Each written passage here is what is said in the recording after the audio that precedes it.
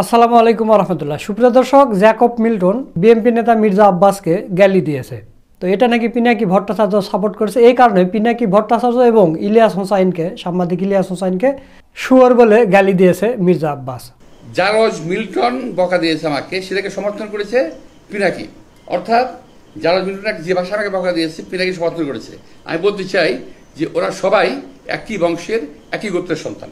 এই গ্রুপটা এবং এই শুকুরের গোষ্ঠী কখনো বাংলাদেশের কোনো সরকারকে স্থিতিশীল থাকতে দেবে না। এই গোষ্ঠী কখনো বাংলাদেশকে স্থিতিশীল থাকতে দেবে না। কখনো আমার বিরুদ্ধে, কখনো ওর বিরুদ্ধে, কখনো তার বিরুদ্ধে লেগেই থাকবে। থাকতে কি হবে জানেন? ওরা ওই যে ইউটিউবের মধ্যে কি যে পয়সা কামানোর একটা রাস্তা আছে ওদের, সে পয়সা কামাইতেছে। আরে ভাই, পয়সা যদি লাগে আমাদেরকে বল, আমরা চাঁদা দিলে দিব না, অসুবিধা নাই তো। যদি প্রয়োজন হয় আল্লাহর রহমতে আমার দেওয়ার ক্ষমতা আছে, আমি দিব না পয়সা লাগলে। কিন্তু পয়সার জন্য দেশকে ধ্বংস করার কোনো প্রয়োজন নাই। এখন তারা কি করতেছে? বিএনপিকে ব্র্যাকেট করতেছে, আওয়ামী লীগের সঙ্গে ব্র্যাকেট করার চেষ্টা করতেছে। বিএনপিকে আওয়ামী লীগের সঙ্গে ব্র্যাকেট করার কোনো সুযোগ নাই। আরেকটা জিনিস আমি বলি যে আমার ওই যে শুকুরের গ্রুপ, যেটা শুকুরের গ্রুপ ওরা কিন্তু দেখেন, ওরা শুধু রাজনীতিবিদদের পিছনে লেগেছে। কিন্তু যারা নাকি এই যে হত্যাকাণ্ড ঘটালো, এই যে ছাত্রদের হত্যাকাণ্ডটা ঘটালো, একটা বিশাল একটা ব্যবসায়ী গ্রুপ আছে না? আপনারা দেখেন নাই 3 তারিখে, 3 আগস্টের 3 তারিখে যারা হাসিনার সঙ্গে দেখা করেছিল, মিটিং করেছিল এবং বিভিন্ন ভাষায় তাকে এমনভাবে কথা বলেছিল যে হাসিনা খুন করতে উৎসাহিত হয়েছিল। তাদেরকে এমনভাবে প্রভোগ করা হয়েছিল যে হাসিনাকে খুন করতে উৎসাহিত করা হয়েছে। সেই লোকগুলোর সম্বন্ধে তারা কিছু বলে না, তারা কিছুই বলে না, তার মুখে কোনো শব্দ নাই, তারাও বলে না। আর তাদের যারা বাংলাদেশে যাদের লেজুর ভিত্তি করতেছে, যারা নাম বলবো না আমি, আমাদের স্নেহাসপদ, আমি এর বলছি না, আমরা বলছি না, তার যারা লেজুর ভিত্তি করতেছে, আপনারা দেখবেন যে তারা একই ভাষায় কথা বলে। ওদের টন এবং এদের টন মিলে যায়। তো এত বড় একটা দলের প্রধান, এনার তো কথা মানে সংযত হওয়া উচিত। এবং ইউটিউবার এগুলো বলে গালি দিচ্ছে। তো আপনি একজন রাজনৈতিক দলের নেতা, আপনাকে অনেক কিছুই সহ্য করে থাকতে হবে না? আপনি এই ছাত্ররা এতগুলো জীবন দিয়ে দেশ স্বাধীন করে দিয়ে গেল। আপনারা তো 2041 সাল পর্যন্ত মানে আন্দোলন করলেও তো হাসিনাকে আপনারা হটাতে পারতেন না। কিন্তু যে হাসিনা চলে গেছে, এখন আপনারা নির্বাচন করে জীবন দিচ্ছেন। মির্জা আব্বাস সাহেবের কয়েকদিন আগের একটা ভিডিও আপনারা দেখেন। আমার যে বিক্ষিপ্ত পরিবার থেকে এখন আমার পরিবারটা ছিন্ন বিচ্ছিন্ন, আমার বিক্ষিপ্ত পরিবার থেকে না, একটা ভাই মারা গেল আমেরিকাতে, একটা ভাই কিন্তু বাইরে আছে। আমি অসুস্থ অবস্থায় কোর্টের বারান্দায় দ্বিতীয় স্বাধীনতা বলে বাংলাদেশে কিছু নাই। বিপদ কেটে গেলে মানুষ উৎফুল্ল ও অহংকারী হয়ে যায়। সূরা হুদ আয়াত নম্বর 10। তো এই আয়াত অনুযায়ী মির্জা আব্বাস সাহেব এখন অহংকারী, উৎফুল্ল হয়ে গেছে। 2 দিন আগে তার কান্না মাখা ভিডিও আপনারা দেখলেন। আর এখন নির্বাচন দেন, পিনাকি, ইলিয়াস এদেরকে গালি দিচ্ছে, প্রকাশ্যে এসে গালি দিচ্ছে। পিনাকি, ইলিয়াসের জন্য দেশ স্বাধীন হয়েছে। তারা যদি অনলাইনে সাপোর্ট না দিত তাহলে দেশ স্বাধীন হতো না। আপনি কি করছেন? আপনার কোনো কর্তৃত্ব নেই। আপনার মানে বিএনপির কোনো নেতাকর্মী, এই বড় বড় যেগুলো নেতাকর্মী আছে, এই ছাত্রদের আন্দোলনের, দেশ স্বাধীনের তাদের কোনো অবদান নেই, কিছুই নেই। তো প্রিয় দর্শক, এই মির্জা আব্বাসকে কঠিন জবাব দিয়েছেন আমাদের বড় ভাই মাসুক, ইউকে কসবা টিভি পরিচালক মাসুক ভাই। তো চলুন আমরা তার ভিডিওটা একটু দেখে আসি। আসসালামু আলাইকুম ওয়া রাহমাতুল্লাহি ওয়া বারাকাতুহু। প্রিয় দর্শক, 24-এর স্বাধীনতা বাংলাদেশে ফিরিয়ে আনার জন্য সবচেয়ে বেশি যারা অবদান রাখেছেন সেই ইউটিউবারদেরকে আজকে মির্জা আব্বাস শুকরের বাচ্চা বলছেন। ইউটিউবাররা নাকি শুকরের বাচ্চা। এই নিউজটা আমি এনটিভি থেকে সংগ্রহ করেছি, আপনাদেরকে এনটিভি থেকে ওনার মুখ থেকে এই বক্তব্য শোনাবো। প্রিয় দর্শক, আমি বলতে চাই ডাক্তার পিনাকি ভট্টাচার্য, সাংবাদিক ইলিয়াস হোসেন, ডক্টর কনক সারোয়ার, জুলকারনাইন, এই সমস্ত ব্যক্তিরা কি বাংলাদেশের স্বাধীনতা এনেছেন নাকি বাংলাদেশের মানুষের বিরুদ্ধে কাজ করেছেন? যাদের অবদানের কারণে আজকে বাংলাদেশের 18 কোটি মানুষ মুক্ত, যাদের অবদানের কারণে আয়নাঘর থেকে এক এক করে এক একজন 8 বছর 10 বছর 12 বছর কাটিয়ে বের হয়ে এসেছেন, তাদের অবদানের কারণে হাজারো মামলা থেকে বিএনপি এবং জামাত সহ বিরোধী দলীয় নেতারা মুক্ত এখন হাওয়ায় ঘুরে বেড়াচ্ছে।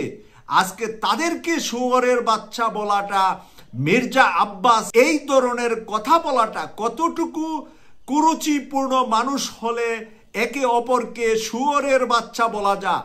যদি আপনি সত্যি সত্যি শুয়োরের বাচ্চা না হন, আশরাফুল মাখলুকাত, সৃষ্টির শ্রেষ্ঠ সৃষ্টি মানুষকে আপনি শুয়োর বলা, জন্তু জানোয়ার বলা, এটা যে কত বড় অন্যায়, কত বড় নিম্নমানের কথা। এটা ইসলামের দিক থেকে হলেও নিম্নমানের, সামাজিক দিক থেকে হলেও নিম্নমানের।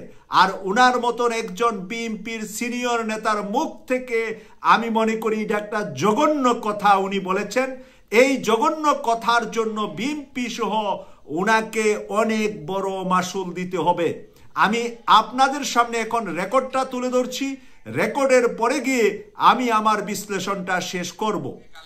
পারে না, আমি ঢাকার মানুষ, আমি ইচ্ছা করলে ওরা যে ভাষা গালি দেয় তার চেয়ে জঘন্য ভাষা গালি দিতে পারি, কিন্তু আমার বাপ মা, আমার পরিবার এটা আমাকে শেখায় নাই। ওরা যেটা বলছে এবং বলেছে এটা ওদের পরিবার থেকে শেখানো, ওরা ওই পরিবার থেকে করে আসছে, শুকরের জাত। আমি সরি, আমি কথাগুলো বললাম বাধ্য হয়ে, যে আমি যে বলেছি আগে, আজকে বলি, এখন বললাম যে এখনো যে সংস্কারের কথা বলার কারণে আমি নাকি সংস্কার মানি না। আমি বলছি ওই সংস্কার মানি না যে সংস্কারটা দেশের মানুষের প্রয়োজন নাই। আমি সে কথা বলেছি। তারা যদি ভুল বুঝে এবং দরবেশের টাকা খেয়ে শরীর স্বাস্থ্য ভালো করে বিদেশে থেকে এই দেশের রাজনীতিবিদদের সম্বন্ধে উচ্চারণা করে, গালিগালাজ করে, এবং আমি আশ্চর্য হয়ে গেলাম। প্রথম গালিগালাজ শুরু করলো তারা আমাকে, তারপরে তারা শুরু করলো আমাদের সেক্রেটারি জেনারেল মির্জা ফখরুল সাহেবকে, তারপর তারেক রহমান সাহেবকে, আমাদের অ্যাক্টিং চেয়ারম্যান, এমনকি তার পরিবার সম্পর্কেও তারা কথাবার্তা বলা শুরু করেছে। আমার আজকে কিন্তু মূলত এই কথাই বলা ছিল, আমার অন্য কোনো সাবজেক্ট ছিল না। এটাই ছিল আমার বক্তব্য, যে ওরা আসলে চাচ্ছে নাকি, ওরা বিএনপিকে কিংবা আওয়ামী লীগকে কিংবা অন্য কাউকে ওরা ভালোবাসে না, ওরা ভালোবাসে ভারতকে। ওরা এই দেশে যাতে ভারতের আধিপত্য বিস্তার হয় এবং ভারত যাতে এই দেশে কায়েমি স্বার্থবাদী গোষ্ঠীকে বসাতে পারে, ওই সমস্ত লোকদের জন্য এরা কাজ করতেছে। এই গ্রুপটা এবং এই শুকুরের গোষ্ঠী কখনো বাংলাদেশের কোন সরকারকে স্থিতিশীল থাকতে দেবে না। প্রিয় দর্শক, আপনারা এতক্ষণ পর্যন্ত মির্জা আব্বাসের মুখ থেকে শুনলেন কুকুরের কাজ কুকুর করেছে, কামড় দিয়েছে পায়। উনাকে নিয়ে সমালোচনা করেছে ইউটিউবাররা, সমালোচনা করেছে উনার মহাসচিব মির্জা ফখরুল ইসলাম আলমগীরকে নিয়ে, সমালোচনা করছে তারেক রহমানকে নিয়ে। তাই ওরা কুকুরের জাত, ওরা ভারতকে ফেরত আনার জন্য, হাসিনাকে ফেরত আনার জন্য ওরা এই কাজ করছে এবং করে যাবে।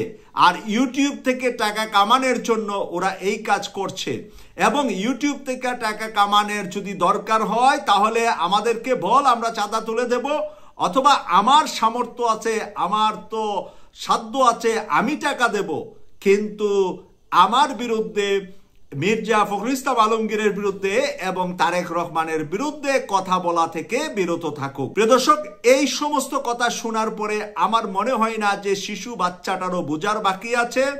তিনি বিদেশে থেকে এবং সালমান এফ রহমানের টাকা খেয়ে ডাক্তার পিনাকি ভট্টাচার্য, সাংবাদিক ইলিয়াস হোসেন, জুলকারনাইন, ডক্টর কনক সারোয়ার বা এই সমস্ত লেভেলে যারা কথা বলছেন, এই শীর্ষ যারা কথা বলছে, আমাদের মধ্যে যারা সবচাইতে টপ লেভেলে সবচাইতে বেশি নিজের জীবনকে বাজি রেখে কথা বলেছে, আমি তাদের নামটাই বললাম। বাকি আরো বহু আছে যে আমরা কথা বলছি সারা দুনিয়া থেকে।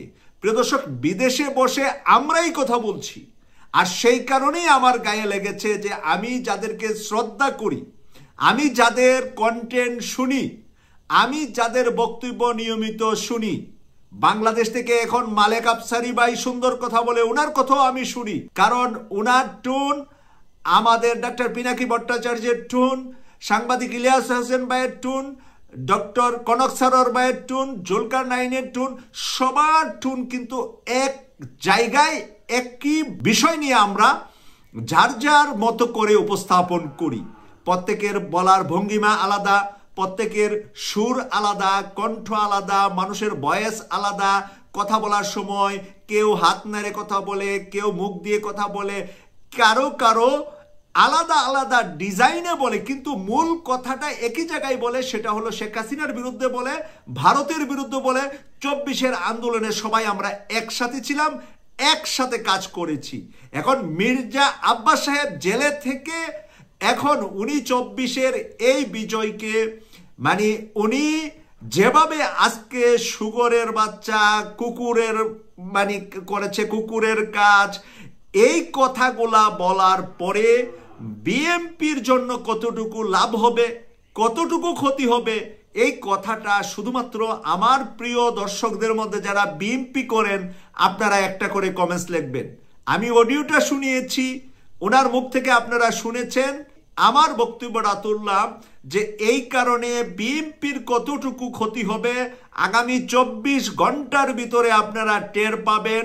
ডাক্তার পিনাকি ভট্টাচার্য এটার জবাব কি দেয়, সাংবাদিক ইলিয়াস হোসেন এটার জবাব কি দেয়, ডক্টর কনক সারোয়ার এটার জবাব কি দেয়, এবং এই সমস্ত যারা ইউটিউবে বাংলাদেশের নতুন স্বাধীনতার জন্য কাজ করেছে, সেনাবাহিনীর ভুল ত্রুটি নিয়েও যারা কথা বলে, তাদেরকে নিয়ে এইভাবে মির্জা আব্বাস কথা বলাটা মানিটা হলো মির্জা আব্বাস সাহেব যেই খুঁটির জুড়ে বলছেন, যেই খুঁটির জুড়ে বলছেন সেই খুঁটি কিন্তু 24-এর 5ই আগস্ট উপড়িয়ে ফেলেছে এই ইউটিউবাররা।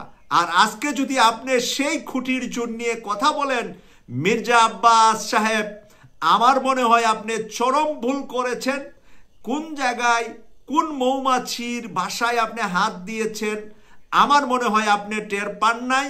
আপনি টের পাওয়ার জন্য আগামী কয়েকটা দিন সময় লাগবে, এবং আগামী নির্বাচনে বিএনপির নির্বাচনের ফলাফলের ভিতরে এটা পূর্ণাঙ্গ টের পাবেন বলে আমি মনে করছি। আমার মতন একজন ছোট্ট ইউটিউবার মনে করছি।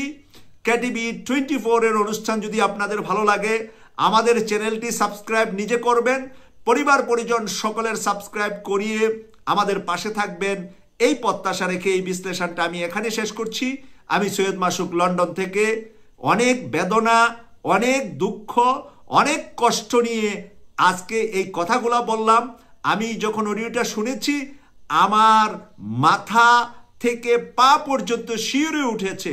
মির্জা আব্বাস সাহেব বলে কি, কাকে বলে শুয়োরের বাচ্চা, কাকে বলে কুকুর কুকুরের কাজ করেছে, এই কথা শোনার কখনো কল্পনা করি নাই আমি এই মির্জা আব্বাস সাহেবের মুখ থেকে। আজকের মতো এখানেই বিদায় নিলাম। আমি সৈয়দ মাসুক, লন্ডন থেকে। আল্লাহ হাফেজ। দর্শক, আপনারা মাসুক ভাইয়ের ভিডিওটা দেখলেন, তো মাসুদ ভাইয়ের কথাগুলো আপনাদের কাছে কেমন লেগেছে তা অবশ্যই কমেন্ট করে জানিয়ে দেবেন, এবং বিএনপি নেতা মির্জা আব্বাস সম্পর্কে আপনাদের মতামত কি সেটাও কমেন্ট করে জানিয়ে দেবেন। এই কথা বলে আজকের ভিডিও এখানে শেষ করছি। সকলকে ধন্যবাদ। আসসালামু আলাইকুম ওয়া রাহমাতুল্লাহ।